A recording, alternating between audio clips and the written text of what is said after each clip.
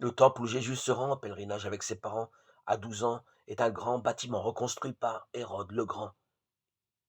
Il a 1500 mètres de tour. Il comprend de chaque côté une sorte de grande place, le parvis des païens, où tout le monde peut aller, et au milieu des places plus petites réservées aux Juifs, le parvis des femmes, le parvis d'Israël et le parvis des Kohanim, des prêtres, qui conduit au sanctuaire, c'est-à-dire au lieu sacré qui est le cœur du temple.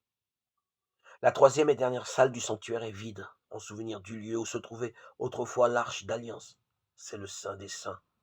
Seul un grand prêtre peut y entrer pour la prière.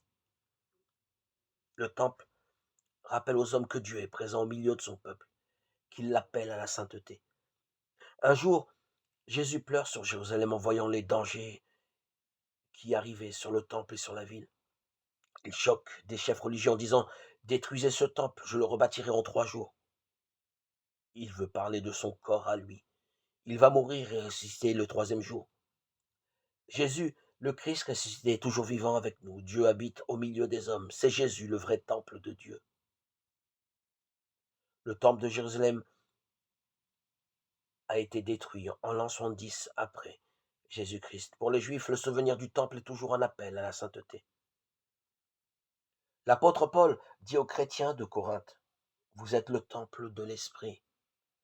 Avec Jésus ressuscité, nous sommes devenus les pierres vivantes de la maison de Dieu parmi les hommes, nous dit aussi la première lettre de Pierre.